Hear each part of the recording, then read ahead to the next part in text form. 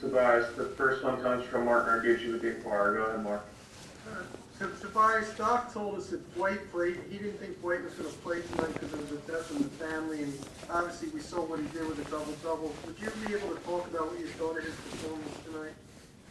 I just thought it was great. I mean, it just shows, the type of teammate that Dwight is. I don't know exactly everything. Obviously, he's playing with a heavy heart out there tonight. So it's just ultimate amount of respect for him. And, we're here for him as a team to uplift him and just make sure that he's in good spirits and he's okay. But it just shows who he is as a person. And he's an amazing leader and somebody who cares about the team and cares about helping us win, and that just showed in him just going out to play. And I mean, not many of us thought he was going to play today either, and it's real tough to play on too. So, yeah. Let's go to Kai Carlin next. Hey, Tobias. I was actually curious about this. Utah put up 45 three-pointers tonight, and I think you guys put up 23. So I was actually curious, do you feel like you guys need to kind of put up some more three-pointers, as the season kind of continues on?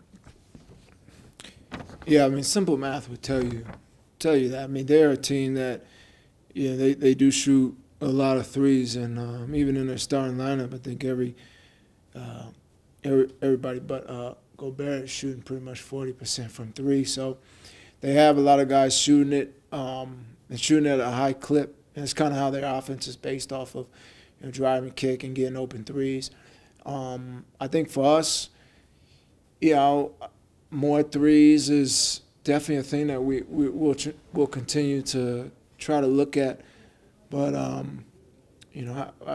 think we still have been efficient with the twos that we've been making. But it's simple math.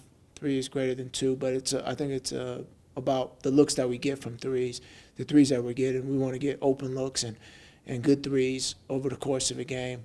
But, I think that's something that we definitely want to get more of at some point. Thanks, Steve. Yep. Next is Lauren and then Tim. Lauren, you got that first.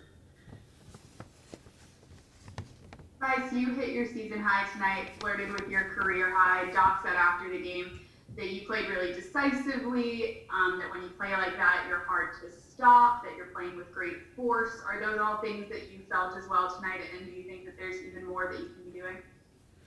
Yeah, I mean, I always think there's more. On top of that, it's just doing whatever is needed. I also know that the way that our team is, we have a lot of really good scorers. We have guys who fit the mold of us being successful. And, sometimes that's not 24 shots for me. And I'm perfectly okay with it as long as we're winning. But, in a game like tonight with Joel's out, it's a game to be more aggressive and get the looks that I want for our team. But all throughout being decisive, that's something that Doc says.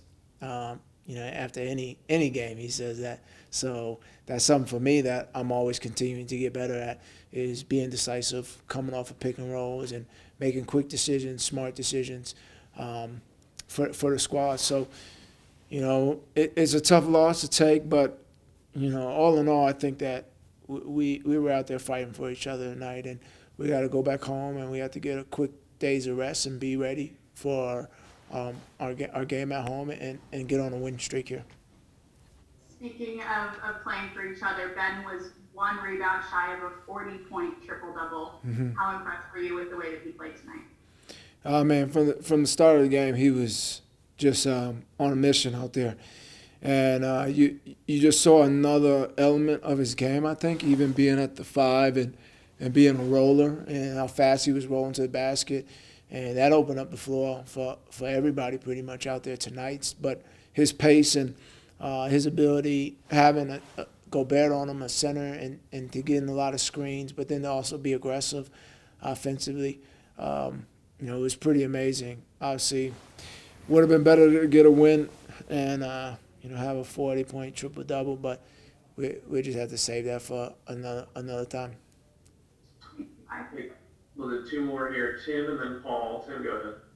Tobias, kind of along those lines, what was it about Ben today that caused him to be so aggressive? I know obviously you talked about the space he had playing center going up against Gobert, but I don't know if he's ever been that aggressive in a game before. Is that a circumstance of Joel being out? Is it the way he was playing? Is it something else? Like, what do you think caused him to be able to come out and really make that kind of an impact right away?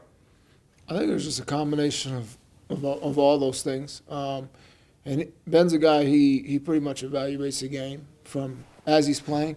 And you could see in the beginning of the game, he knew that he can get by those guys with his speed. And we just started finding some different ways to get him involved. But you saw it was a game where he was also, like I saw, like kind of him working on some things. And I was getting in the post and using his body down there versus guys that aren't as big as him and shooting over him. So it was just an evolution of his game, continuing to come together game after game. But he also just had that mindset that he wanted to do whatever he could to help us win tonight, and that was more than anything. Thank you. Last one, Paul Hoodry. Hey Tobias, the one thing it seems like you've done really well, and it seems like you're kind of in a really good group with, is your dribble drive game, and then kind of knowing when to kind of pull up for that floater or go all the way into the basket.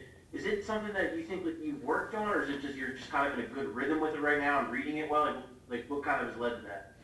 Just reading the pick and roll. I mean, anytime the big is able to get a piece of the guy who's guarded me, that opens up the lane for me to shoot that pull-up jumper and get downhill.